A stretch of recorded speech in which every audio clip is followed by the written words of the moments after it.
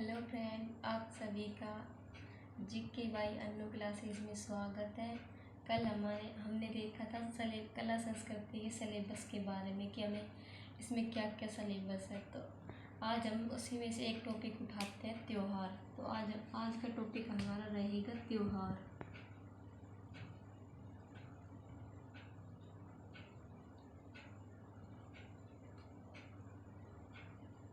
आज हम त्योहार की चर्चा करेंगे।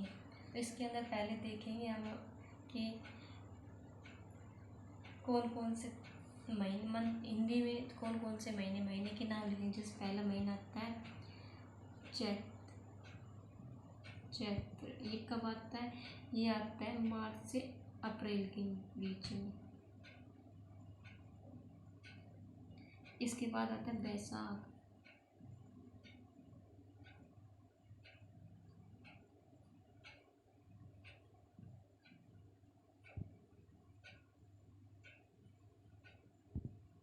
ये आता है अप्रैल से मई के बीच। बैसाख के बाद आता है जेठ।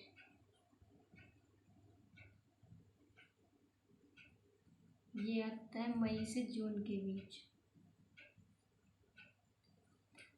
चैत्र, बैसाख, जेठ के बाद आता है आषाढ़।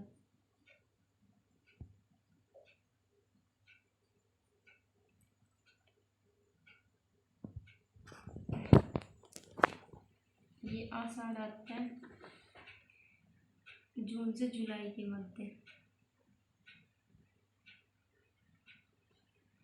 आषाढ़ के बाद आता है सावन।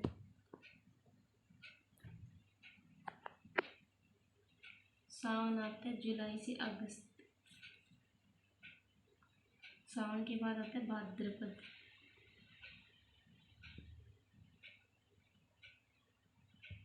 भाद्रपद आता है अगस्त से सितंबर। भाद्रपद के बाद आता है आश्विन।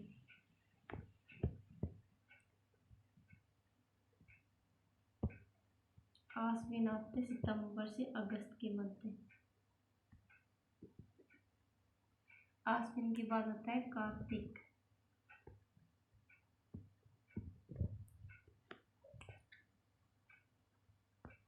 कार्तिक आता है अक्टूबर से नवंबर के मध्य। कार्तिक के बाद आता है मार्गशीर्ष।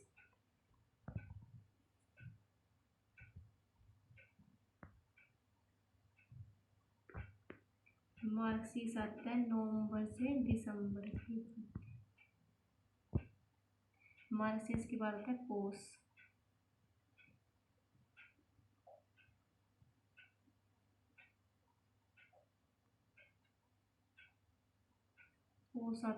पौष माह आता है दिसंबर से जनवरी के मध्य। पौष के बाद आता है माघ। माघ आता है जनवरी से फरवरी।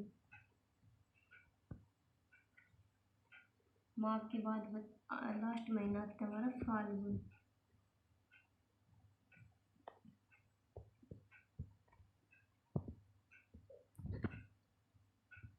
फाल्गुन आता है फरवरी से मार्च के मध्य। तो आपने देखा मार्च से शुरू होता है चैत्र का माह और आधे मार्च में ख़त्म हो जाता है, यानी कि 15 तारीख। जैसे कि ऐसे पूरा महीना होता है 30 दिन का। 30 दिन के अंदर होता है 15 दिन तो होते हैं कृष्ण पक्ष।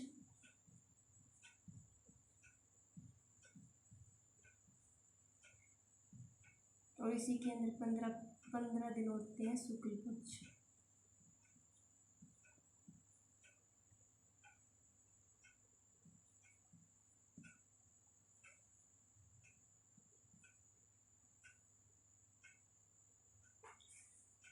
मार्च में मार्च के 30 दिन होते। 30 दिन के अंदर 15 दिन तो चैत्र में आते हैं और 15 दिन आते हैं फाल्गुन के अंदर। लास्ट महीना हमारा आता है फाल्गुन। शुरू कहाँ से होता है? चैत्र के अंदर। तो सबसे पहले हमें ये महीने याद करने पड़ेंगे।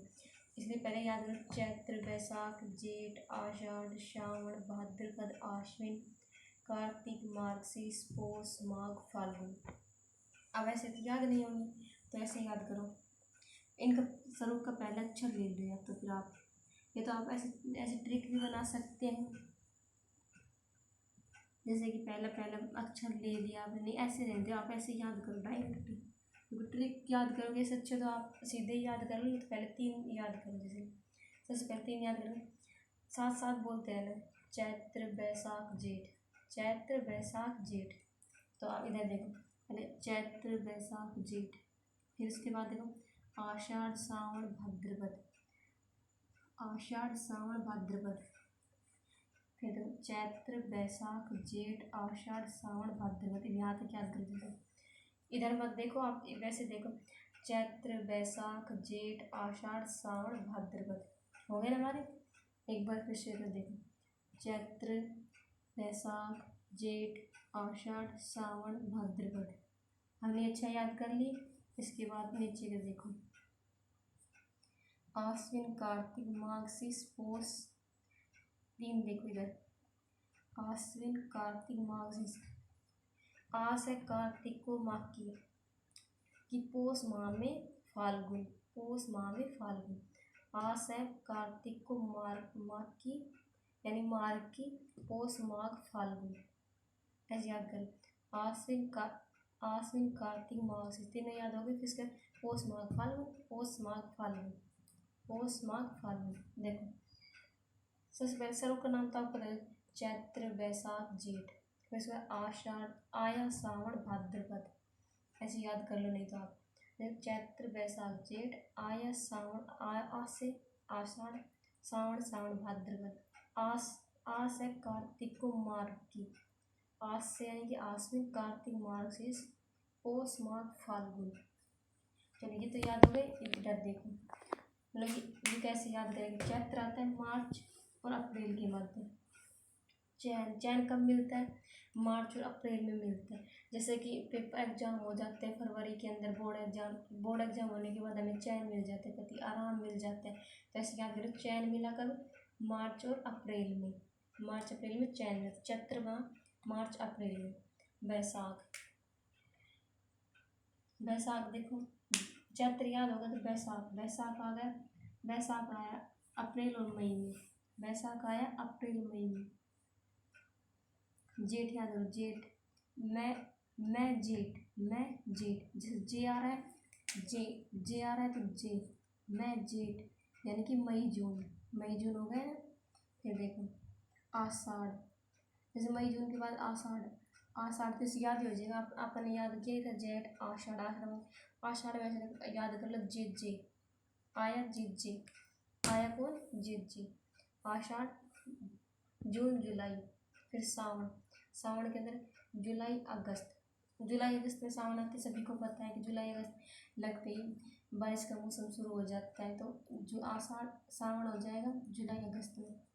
भाद्रपद, भाद्रपद कब आता है, अगस्त और सितंबर के अंदर, भाद्रपद अगस्त सितंबर में आता है। और आश्विन, आश्विन, आश्विन ऐसे फीलिंग देखो, आश्विन, आश्विन, स्विन, स्विन, आपको थोड़ी देर के लिए साइलेंट रख दो आप, स्विन, स्विन यानी कि स्विन, ऐसे शुरू होता है तो स्विन, स्विन ऐसे याद कर लो।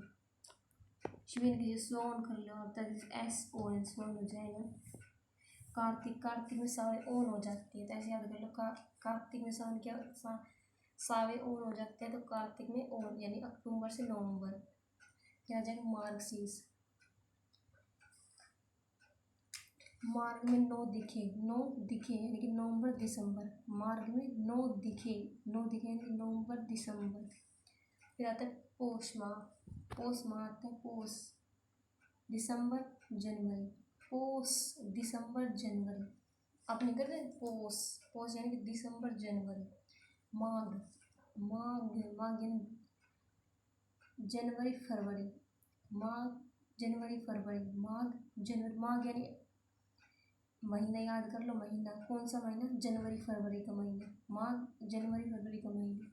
फाल्गुन, फाल्गुन को सबको याद रहता है, फाल्गुन आया फरवरी अप्रैल, फरवरी मार्च के अंदर फाल्गुन आते हैं, होली का त्यौहार फाल्गुन में आता है, होली कब आती है, मार्च, फरवरी मार्च के अंदर।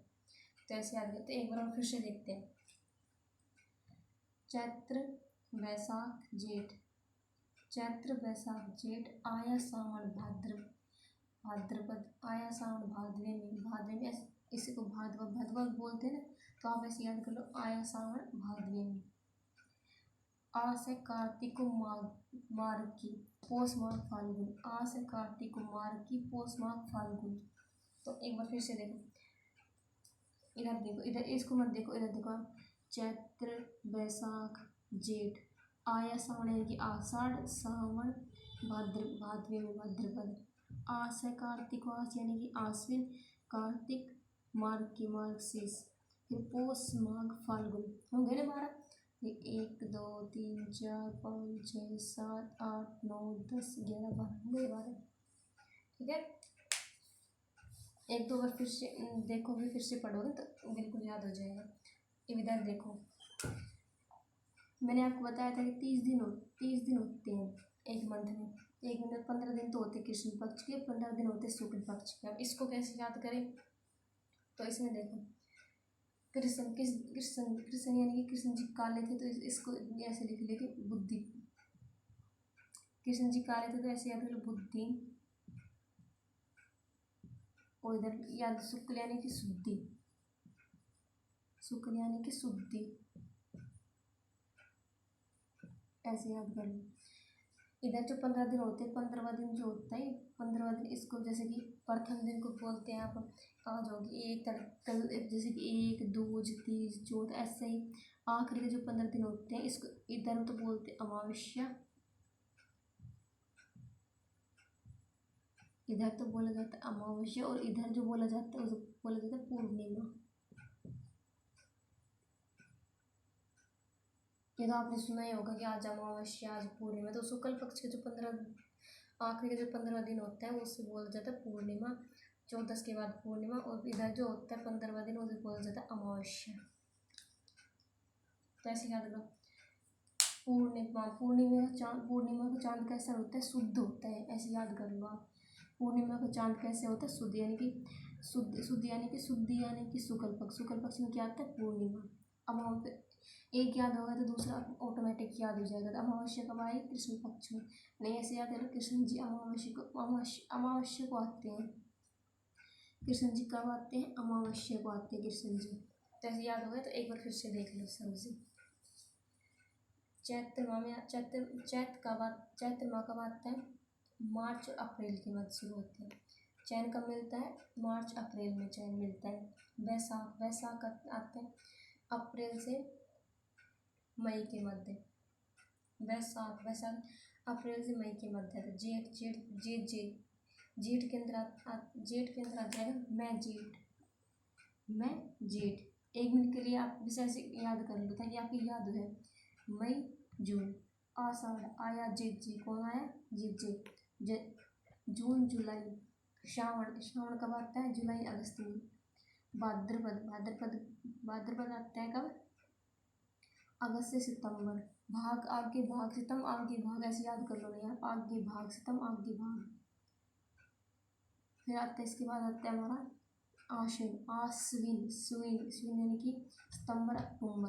कार्तिक में क्या होता है, सारे ओन हो जाते हैं, ओ यानी कि अक्टूबर नवंबर। फिर आता है मार्गशीर्ष को कैसे याद करेंगे, मार्ग में नहीं दिखे नहीं यानी कि नवंबर दिसंबर। फिर आता है पौष में आ जाएगा दिसंबर से जनवरी में। पोष के अंदर पोष का यानी कि डीजे, पोष यानी डीजे, ऐसे याद कर लो आप, डीजे को पोष करो दिसंबर से जनवरी के मध्य। फिर आता है माघ यानी कि जनवरी से फरवरी।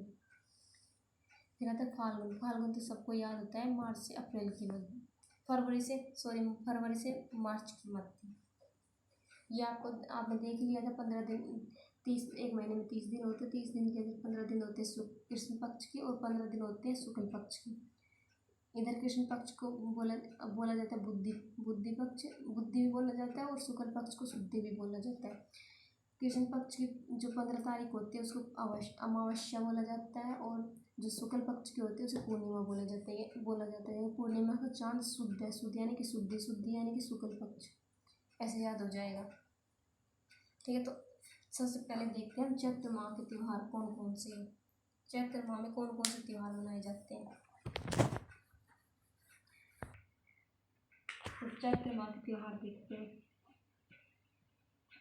आप साथ के साथ नोट बनाते रहें और अच्छे से लिखते रहें। और एक देखो चैत्र माह में कौन, पहले ये देखो चैत्र माह के अंदर आता है, बीच में लिख लेते हैं चैत्र माह। इधर होता है कृष्ण पक्ष,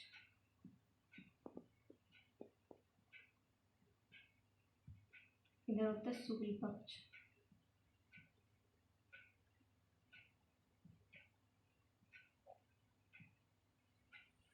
ऐसे याद कर लो। अब आप पूछोगे कि ये कैसे याद करें, किधर कौन सी बगल कृष्ण पक्ष आता है, कौन सी साइड शुक्ल पक्ष आता है। तो आप अपने जो स्वयं का हाथ होता है ना, वो ऐसे रख के देखो। जैसे इधर इधर थोड़ा ब्लैक है और इधर थोड़ा वाइट है। अगर किसी का वाइट हो तो भी 1 मिनट के लिए सोच लेना कि ब्लैक ही है। इधर ब्लैक है, इधर वाइट है। वाइट यानी कि शुद्धि, शुद्ध है यानी कि साफ है। शुद्ध यानी कि शुद्धि पक्ष। और ब्लैक यानी बुद्धि, ब्लैक यानी बुद्धि यानी काला। काला काला का मतलब होता है बुद्धि, होता है एक तरफ से। आप हिंदी में मुहावरे वगैरह देखते हो तब। तो ब्लैक यानी बुद्धि पक्ष, बुद्धि यानी कि कृष्ण पक्ष। इधर कृष्ण पक्ष आ जाएगा तो इधर शुक्ल पक्ष आ जाएगा। तो ये तो कन्फ्यूजन दूर हो गया। तो देखिए इधर कृष्ण पक्ष में कौन से त्योहार आते हैं और शुक्ल पक्ष में कौन से त्योहार आते हैं। तो सबसे पहले देखते हैं, सबसे पहले धुलंडी। कृष्ण माह के अंदर जैसे कि फाल्गुन की जो पूर्णिमा होती है, उसको फाल्गुन की जो पूर्णिमा, जैसे कि फाल्गुन की पूर्णिमा को क्या आता है, होली। और होली के जस्ट दूसरे दिन क्या आता है, धुलंडी। तो धुलंडी चैत्र माह में आएगी। तो इससे पहले आप लिखेंगे प्रथम को। प्रथम को अपन एक ही मान के चलते हैं। प्रथम को क्या आ जाएगा, धुलंडी।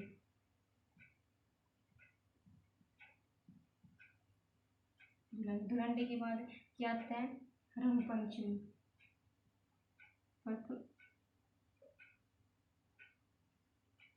फिर लिखेंगे रंग पंचमी।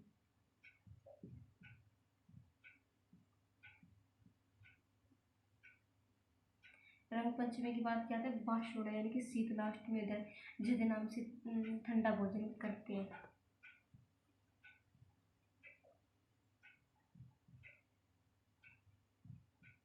शीतलाष्टमी।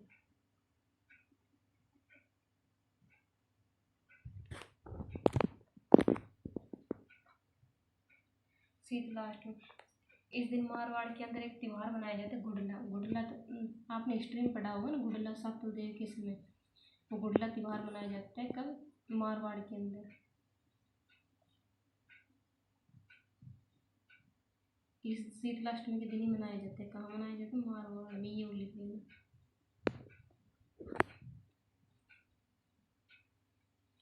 ये गुडला जो होता है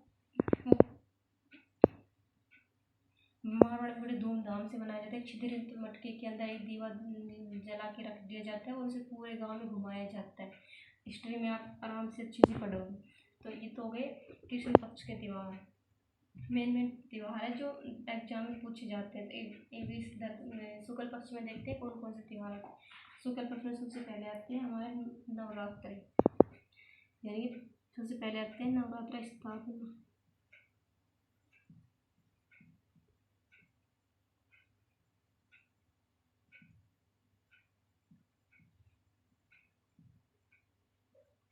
जैसे आपको याद होगा तो नवरात्र स्थापना को, पहले नवरात्र की स्थापना को इधर ही आते, जो हमारे द्वारा वो नया संवत्सर मनाया जाता है हिंदी माह के अनुसार। जैसे अपना नया जो नया साल जो आता है वो नवरात्र के दिन नया आता है। वो जो आप 1 जनवरी को बनाते हैं वो अपना नया साल नहीं होता। अपना नया साल जो होता है वो इधर होता है, यानी कि इधर लिख लेंगे अपन नव संवत्सर।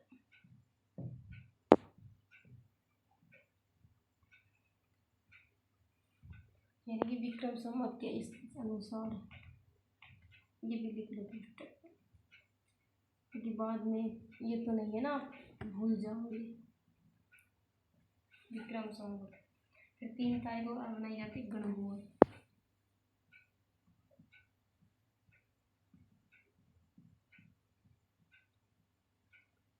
गणगौर कहाँ की प्रसिद्ध है? नाथ द्वारा की गणगौर प्रसिद्ध है। तो कोष्टक में ये भी लिख दो आप, नाथ द्वारा की प्रसिद्ध है। द्वारा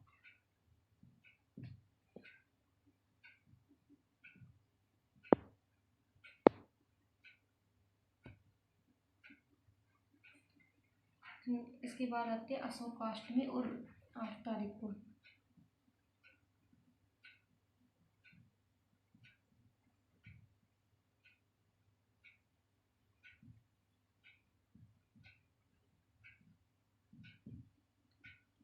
आठ तारीख को अशोकाष्टमी बना के 9 तारीख को हम मनाते हैं रामनवमी।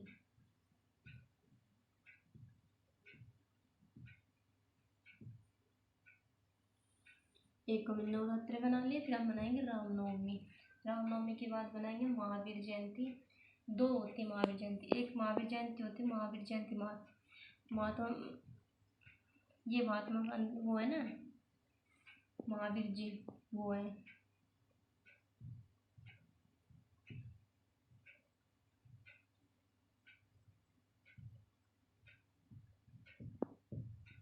एक चैत्र माह में आता है महावीर जयंती। कौन सी महावीर जयंती होती है? हनुमान जयंती।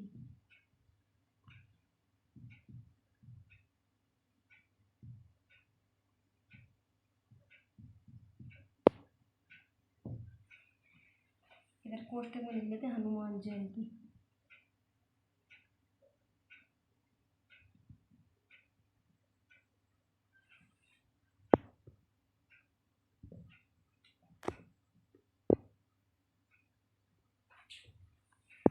तो देखो इसको याद करते हैं। चैत्र में सबसे पहले आते हैं कृष्ण पक्ष। कृष्ण पक्ष में मनाते हैं कौन सा त्योहार? धुलंडी। तो सबसे पहले चैत्र में आते ही हमें पहला महीना हमारा शुरू हो गया, तो हम खूब भी रंग उड़ाएंगे, धुलंडी बनाएंगे। रंग उड़ाएंगे यानी कि धुलंडी बनाएंगे। तो रंग उड़ाएंगे, खूब रंग उड़ाएंगे, गुलाल उड़ाएंगे। चैत्र माह की शुरुआत करेंगे, तो शुरुआत में यानी शुरुआत के अंदर धुलंडी। धुलंडी के अंदर धुलंडी की शुरुआत ऐसे मानी जाती है इलोजी से।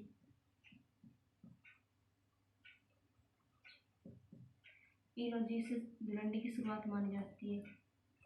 वो आपने कहानी सुनी होगी ना हिस्ट्री के अंदर कि इलोजी जब जाते हैं तो होलिका वो प्रहलाद को लेकर अग्नि में बैठ जाती है। तो प्रहलाद तो जीवित बच जाते हैं, लेकिन होलिका जल जाती है उसके अंदर। तो इलोजी उस राख को अपने शरीर पर लेप लेते हैं और वहाँ से निकलते हैं। तो उसकी याद में ये धुलंडी बनाई जाती है।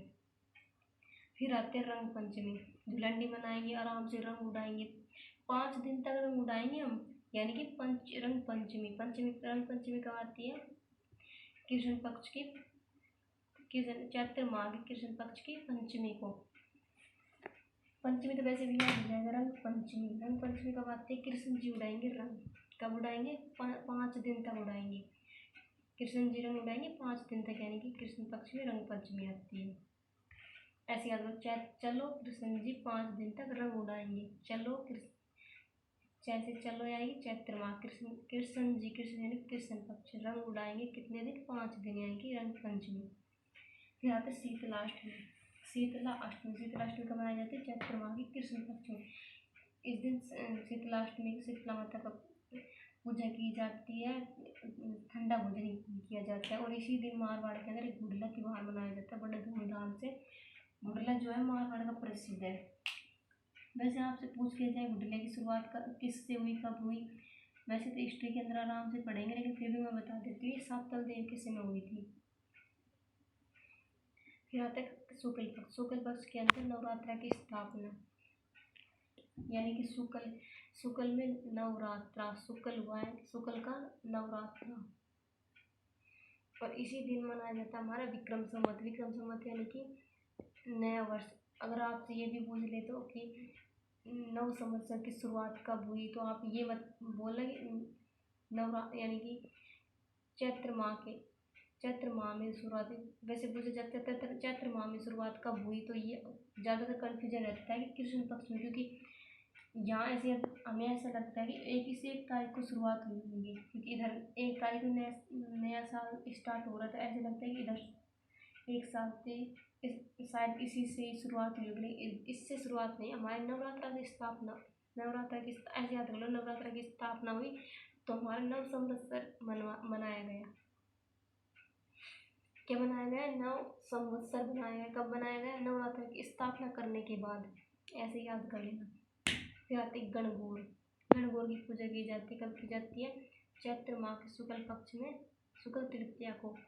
गणगौर कहाँ की प्रसिद्ध है ये पूछ लिया जाए तो नाथद्वारा की। वैसे 3 गणगौर कई मनाए जाते, जैसे केसरिया गणगौर, हरी गणगौर, गुलाबी गणगौर, ये सब कहाँ की प्रसिद्ध है? नाथद्वारा की। फिर आती है अशोकाष्टमी। 1 तारीख को हमने नवरात्र मनाया, फिर हमने गणगौर की पूजा की। 3 दिन तक गणगौर की पूजा की। 3 दिन तक गणगौर की पूजा की। फिर आ गई अशोकाष्टमी। फिर हमने अशोक जी आए, अशोकाष्टमी। रामनवमी। तो याद हो ही जाएगा रामनवमी। फिर आ जाएगा महावीर जयंती। एक होता है महावीर जयंती, एक होता है महावीर जयंती यानी कि हनुमान जयंती। तो ऐसे याद करो, पहले हमारे महावीर जय, फिर राम जी यानी कि राम जी के महावीर आए।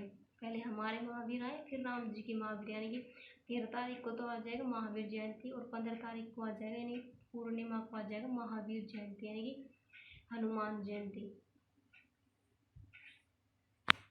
तो ये थे चैत्र माह के त्यौहार। एक बार आप इसे अच्छे से नोट कर लीजिए, फिर हम इसके त्यौहार के बारे में अच्छे से चर्चा करेंगे, कौन सा त्यौहार कब मनाया जाता है।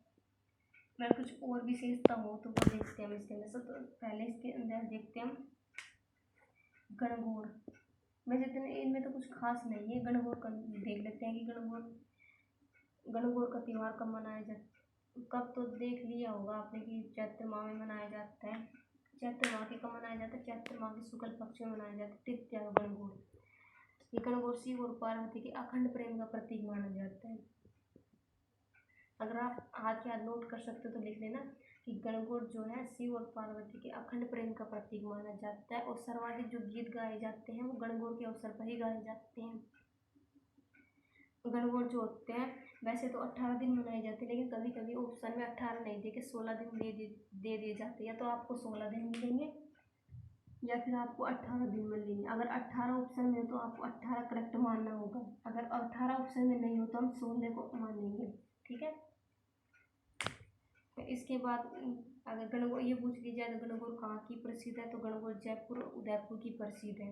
अगर ये पूछ लिया जाए कि गणगौर कहाँ की प्रसिद्ध नहीं है, तो बूंदी और जैसलमेर की गणगौर बिल्कुल प्रसिद्ध नहीं है। लेकिन फिर भी जैसलमेर के अंदर बिना ईसा के गौर की पूजा की जाती है।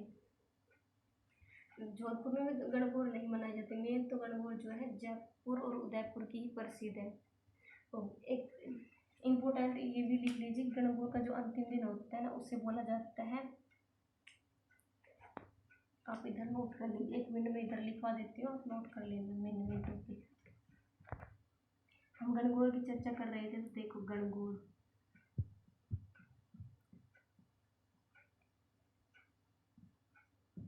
क्या है, इधर लिख लीजिए आप, शिव और पार्वती का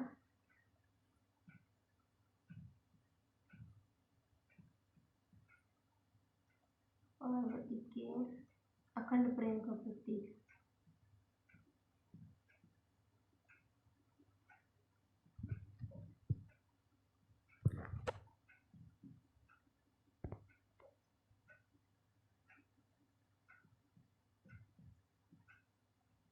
अखंड प्रेम का प्रतीक माना जाता है। गणगौर प्रसिद्ध कहाँ की है?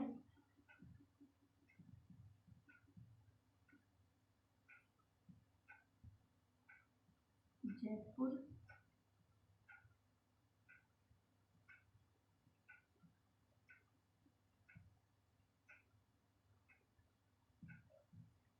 उदयपुर की प्रसिद्ध है। और जैसलमेर के अंदर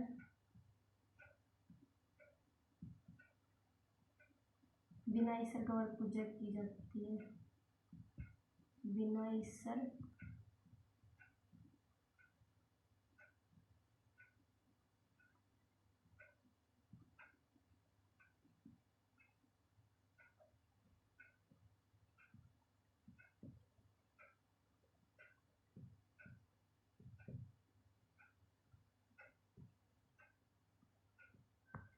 गौर पूजी जाती है। और फिर अच्छा गणगौर का जो अंतिम, एक और लिख लीजिए, यानी कौन कौन कहाँ नहीं मनाया जाता, यानी कि नहीं मनाया जाता है।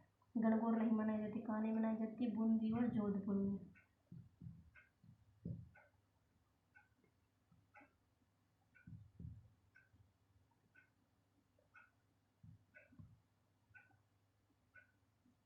गणगौर यानी 1982 के अंदर 92 के अंदर जिगर समाज में सवारी निकाल ली गई थी वैसे तो यहाँ पर बूंदी के अंदर, ये और याद रखें 1992 में जिगर समाज में सवारी निकाली थी यहाँ पर गणगौर की।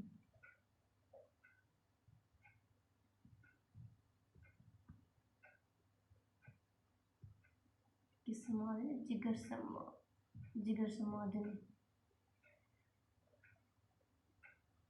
गणगौर का अंतिम दिन क्या कहलाता है?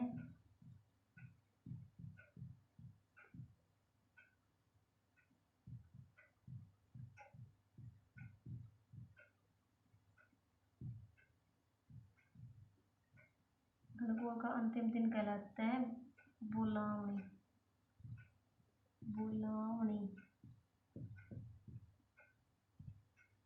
गणगौर का अंतिम दिन बुलावनी कहलाता है। और गणगौर के अवसर पर एक नोट लिख लीजिए, घूमर नृत्य किया जाता है।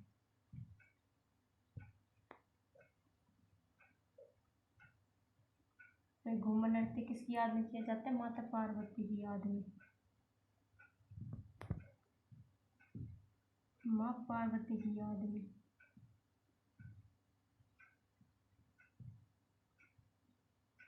हमने गणगौर के अंदर सारी चीज देख ली कि गणगौर कहाँ की प्रसिद्ध है। गणगौर जो है शिव और पार्वती के अखंड प्रेम का प्रतीक माना जाता है। प्रसिद्ध कहाँ की है? जयपुर और उदयपुर की प्रसिद्ध है। जैसलमेर में जो है बिना सरगवर की गौर पूजा की जाती है। अगर आपसे ये पूछ लिया जाए गणगौर कहाँ नहीं मनाई जाती, बूंदी और जोधपुर में गणगौर नहीं मनाई जाती है।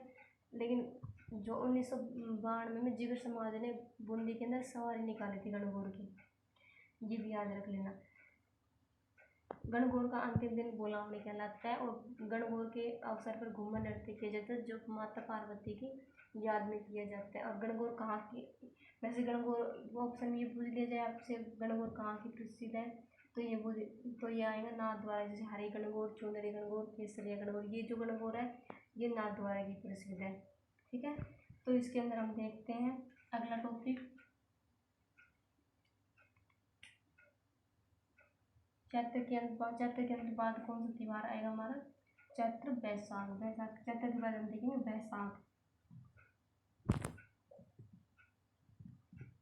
बैसाखी हम देखेंगे कल। आज हमने एक त्योहार याद कर लिया।